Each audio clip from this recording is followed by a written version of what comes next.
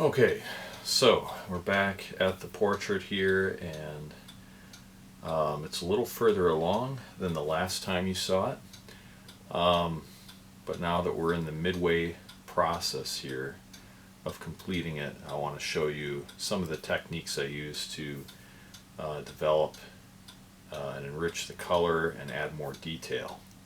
So this portrait here, this 8x10 commissioned portrait of this dog, is about halfway done.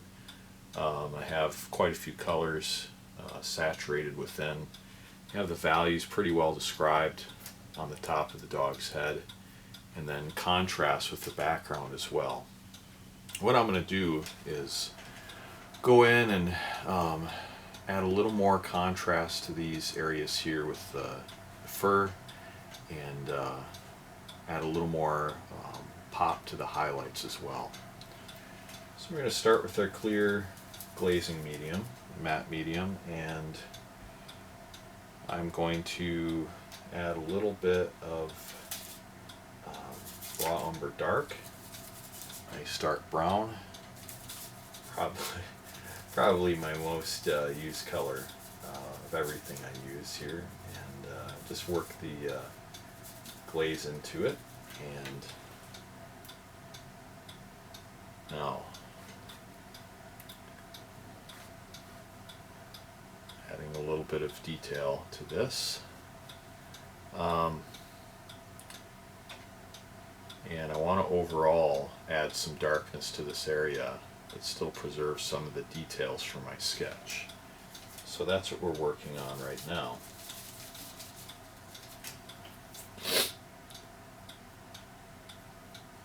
There we go. A little darker, and these are just some subtle nuances that you can create with a very light glaze.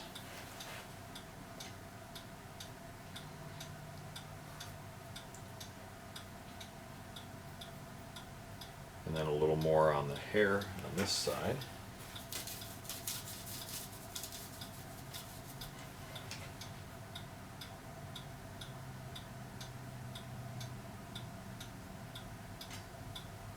And I use my finger to blend that in, there's no problem with that.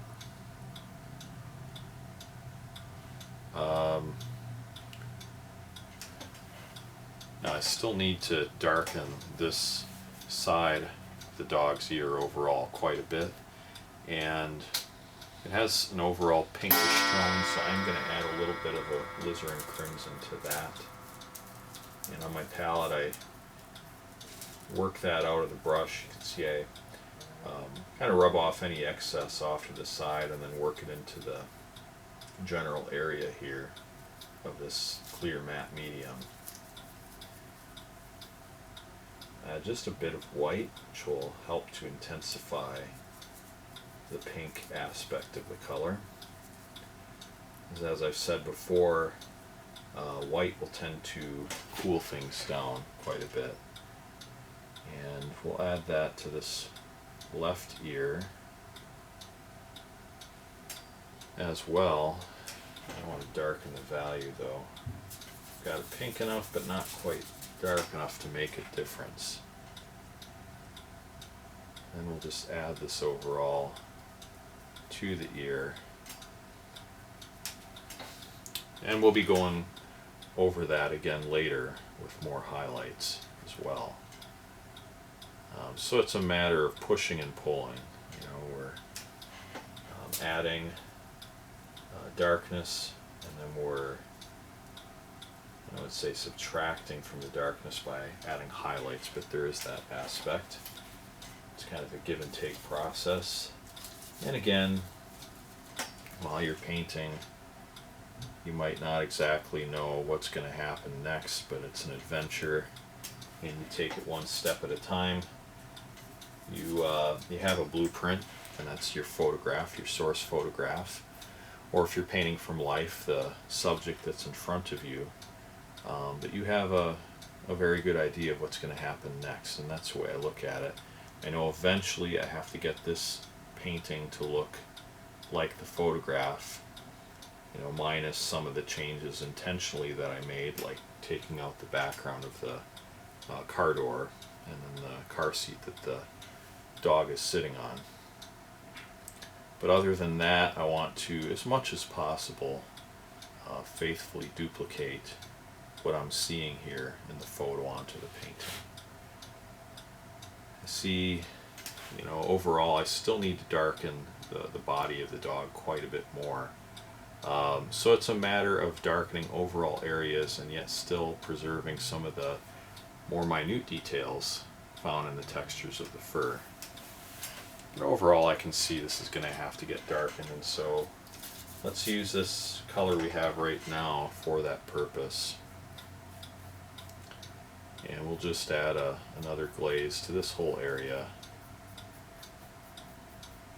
And we don't want to darken it too much. We'll probably have to go back over it with some highlights anyway.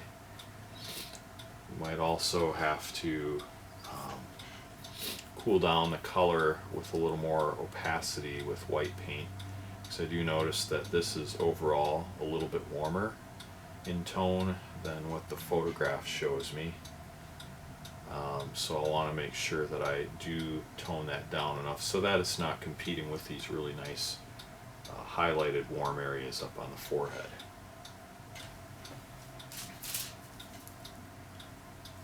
And I'll take some of this color I have here and maybe cool it down just a bit with a hair of ultramarine blue, just a tad, and I'm going to blend that in and then go over this part of the fur, which is cooler in tone.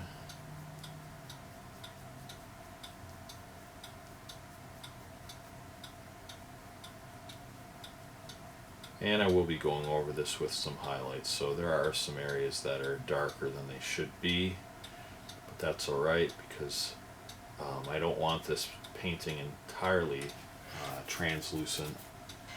A little bit of opacity does give it a richness as well, as long as you don't overdo it.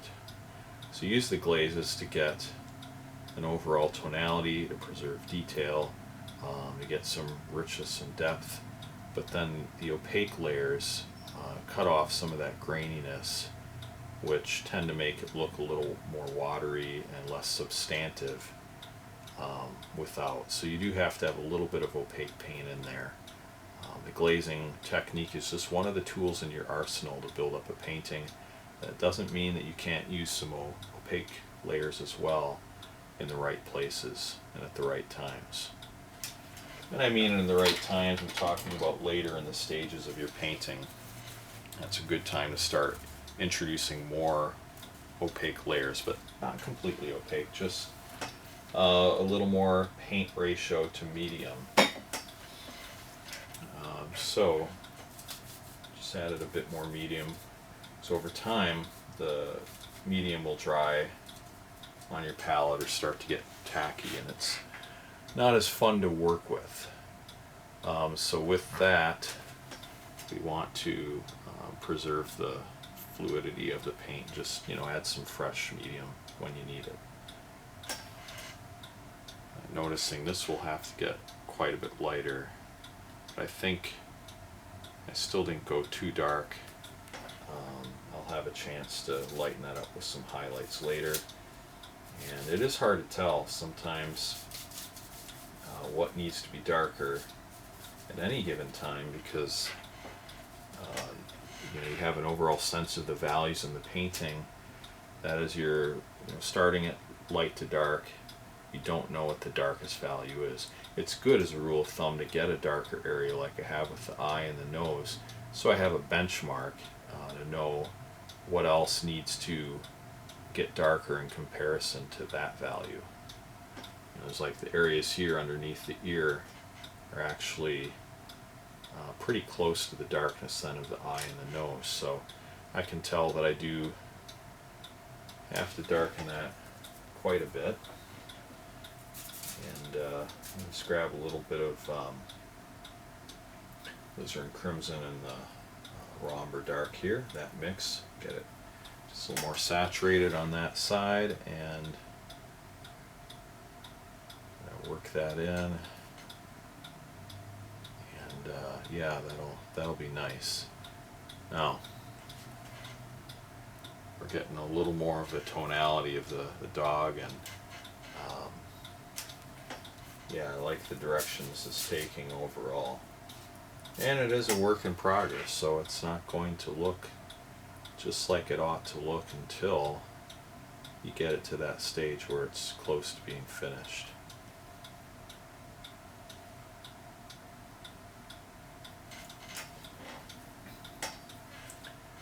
I'm going to darken up here in this area between the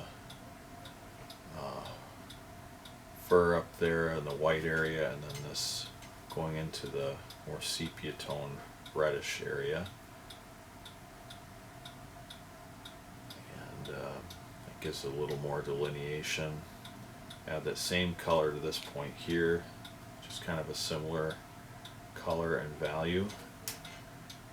Not to waste the paint, but to utilize it whenever we can. And down here as well, I just try to keep utilizing that same color for whatever I can. Now,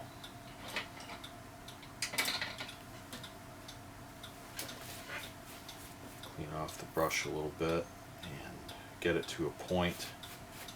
It's always good to take your brush and twist it a little bit and get it to a nice point if you can. And then we're going to go in and darken up in there, just by the forehead to the upper right of the dog's eye.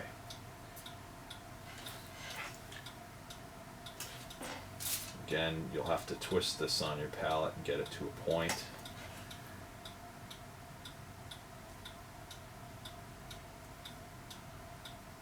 Just get a couple of those darker values, and little by little will take shape. We have a lot of detail here on this photo, so it could technically take a very long time to paint this portrait and make it look just like the photo. I think I'm going to do that, but I will make it look really nice and look like a beautiful detailed painting.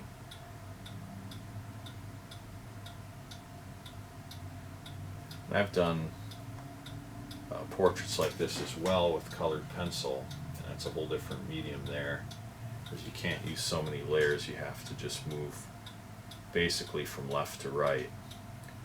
But acrylic gives you the opportunity to work the whole painting at once, slowly in stages.